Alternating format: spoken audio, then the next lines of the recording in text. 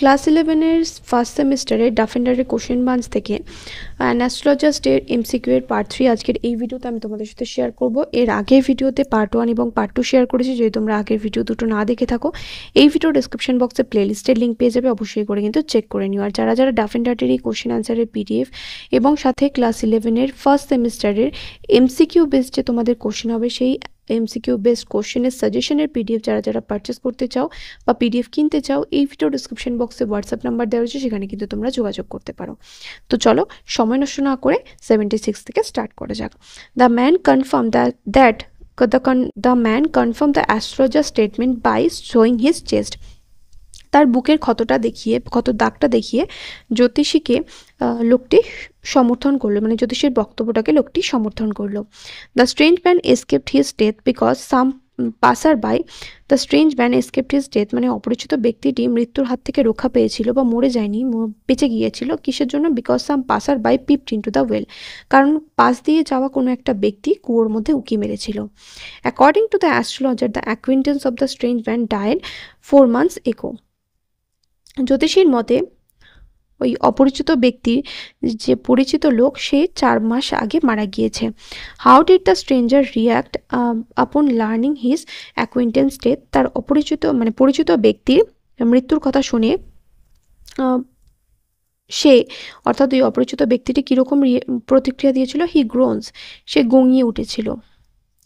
What was the name of the strange man? অপরিচিত ব্যক্তিটির নাম কি ছিল? Gurunayak. The strange man was taken aback because, জ্যোতিষী পিছিয়ে গিয়েছিল। কিসের জন্য? The astrologer knew his name, কারণ জ্যোতিষী তার নাম জানতো। অপরিচিত ব্যক্তিটি পিছিয়ে গেছিল এটা শুনে, কারণ জ্যোতিষী তার নাম জানতো। From that town Nayak's village was, ওই শহর থেকে গুরুনায়কের গ্রাম কোথায় কত ছিল? কত দিনের জার্নি ছিল? ডেজ জার্নি, একটা দিনের পথ ছিল। Next, what advice did the astrologer? এখানে 8 days হবে না, 2 days জার্নি, 2 দিনের পথ। What advice did the astrologer give to Gurunayak? গুরুনায়ককে জ্যোতিষী কি উপদেশ দিয়েছিল? নেভার ট্রাভেল, এখানে এটা হবে to rub sacred ash on his forehead, option C হবে, বিটা নয়। তার কপালে পবিত্র ছাইটা ঘষে নিতে বলেছিল। What was the astrologer's prediction about Gurunayak's life? গুরুনায়কের জীবন সম্বন্ধে জ্যোতিষীর কি ভবিষ্যৎবাণী বা অনুমান ছিল? হি উইল লিভ 100 years, যে সে 100 বছর বাঁচবে। What did the astrologer instruct Gurunayak to do with the sacred ash? ওই পবিত্র ছাই নিয়ে গুরুনায়ককে পবিত্র ছাই নিয়ে কী করার নির্দেশ জ্যোতিষী দিয়েছিল? রাব ইট অন হিজ ফোরহেড, তার কপালে ওটা ঘষে নিতে বলেছিল।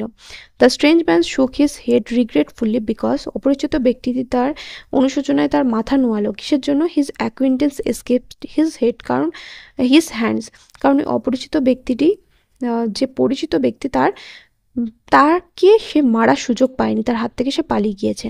According to the astrologer, the acquaintance died in a lorry accident, একটা লরি দুর্ঘটনায় জ্যোতিষী বলেছিল যে তার পরিচিত ব্যক্তিটি মারা গিয়েছে।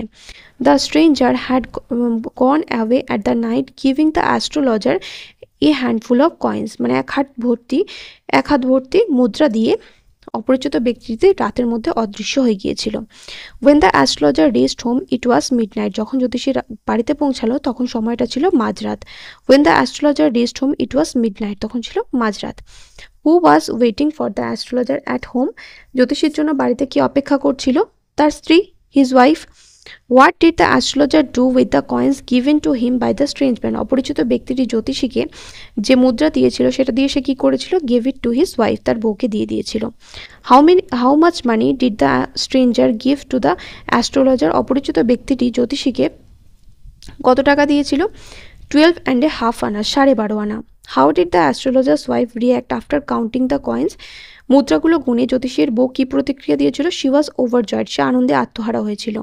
What did the astrologer's wife plan to buy with the coins? জ্যোতিষীর স্ত্রী ওই মুদ্রাগুলো দিয়ে কি কেনার পরিকল্পনা করেছিল? জ্যাগরি অ্যান্ড কোকোনাট, নারকেল এবং গুড়। Who has been asking for sweet so many days? কে বেশ কয়েকদিন ধরে মিষ্টির বায়না করছে? দ্য অ্যাস্ট্রোলজার্স চাইল্ড, জ্যোতিষীর সন্তান। The swine has cheated me, ওই শুয়োরটা আমায় ঠকিয়েছে। Who's refer to as swine, এখানে কাকে সোয়াইন বলা হয়েছে, মানে শুয়োর কাকে বলা হয়েছে? The strange man. The astrologer and her wife had a daughter, জ্যোতিষী এবং তার স্ত্রীর একটি কন্যা সন্তান ছিল। What did the astrologer accuse the stranger of, জ্যোতিষী লোকটিকে মানে অপরিচিত ব্যক্তিটিকে কি করার অভিযোগ আনে, প্রতারণার অভিযোগ আনে। The strange man promise to give the astrologer a rupee, জ্যোতিষীকে অপরিচিত ব্যক্তিটি কথা দিয়েছিল যে সে তাকে 1 টাকা দেবে। You look so worried, you look too worried, তোমাকে চিন্তিত দেখাচ্ছে। Who said this, astrologer's wife. After dinner the astrologer sat on a pyol, রাতের খাবার পর জ্যোতিষী একটি নিচু বেঞ্চে বা খাটিয়াতে বসেছিল। What did the astrologer confess two his wife, জ্যোতিষী তার বউয়ের কাছে কি স্বীকার করেছিল? He has committed a crime, যে সে একটা অন্যায় করেছে। হি ইজ অ্যালাইভ, ও বেঁচে আছে। হু ইজ রেফার টু হিয়ার, এখানে কার কথা বলা হয়েছে? কার কথা এখানে বলা হয়েছে? কে বেঁচে আছে? The astrologer's. Who is refer to here, এখানে হবে the strange man, the astrologer হবে না। হি ইজ অ্যালাইভ, এখানে who is refer to here, তাহলে হবে the strange man. You try to kill, তুমি মারার চেষ্টা করেছিলে। Who is the speaker here, এখানে বক্তাকে অ্যাস্ট্রোলজার্স ওয়াইফ, জ্যোতিষীর বউ। What incident from the astrologer's past travelled him, জ্যোতিষীর অতীতের কোন ঘটনা তাকে বিরক্ত করতো? কি বিরক্ত করতে? Fight with a young boy. তারপর when did the astrologer quarrel badly, কখন জ্যোতিষ খুব বাজেভাবে ঝগড়া করেছিল? When he was A youngster, যখন সে কম বয়সী ছোকরা ছিল। After narrating the incident to his wife, তার বউয়ের কাছে সমস্ত ঘটনা বলার পর the astrologer went to sleep, জ্যোতিষী ঘুমিয়ে পড়েছিল। The astrologer yawn and stretch himself on the pyol, জ্যোতিষী হাই তুলেছিল এবং নিজেকে টান টান করে রেখে কোথায় শুয়ে পড়েছিল? নিচু খাটিয়া বা নিচু বেঞ্চের উপর। What feeling did the astrologer express at the end of the passage, এই গল্পের শেষে জ্যোতিষী কি অনুভূতি এনে দিয়েছিল? রিলিফ, স্বস্তি।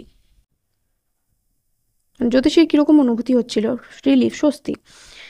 Astrologer wound a turban around his head which was saffron colour, জ্যোতিষী তার মাথার চারিদিকে যে পাগড়িটা বাঁধত সেটা কীরকম রঙের ছিল? গেরুয়া রঙের।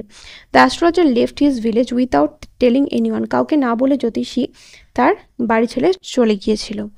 ফিল ইন দ্য ব্ল্যাঙ্কস, এরপরে রয়েছে দেখো এখানে বলেছে, এখানে সঠিক অপশান দিয়ে শূন্যস্থান পূরণ করতে হবে। Punctually at midday the astrologer open his bag, প্রতিদিন ঠিক দুপুরবেলা সময় মতো জ্যোতিষী তার ব্যাগ খুলত। The astrologer's forehead was resplendent with sacred ash and vermilion, জ্যোতিষীর কপাল চকচক করতো। কিসে চকচক করতো? পবিত্র ছাই এবং সিঁদুরে। The astrologer sat under the branch of a spreading tamarind tree, একটা ছড়ানো তেঁতুল গাছের নিচে জ্যোতিষী কী করতো? বসতো। The astrologer's eyes sparkled with a sharp abnormal gleam, জ্যোতিষীর চোখ উজ্জ্বল করতো বা জলজল করতো কিসে? একটা অস্বাভাবিক জ্যোতিতে, শার্প একটা তীক্ষ্ণ অস্বাভাবিক জ্যোতিতে জলজল করতো। নেক্সট ভিডিওতে 5 নম্বর থেকে ফিল ইন দ্য ব্ল্যাঙ্কস আমি তোমাদের সাথে শেয়ার করবো। দেখা হবে পার্ট 4 ভিডিওতে, দেখা হবে নেক্সট ভিডিওতে। Till then by.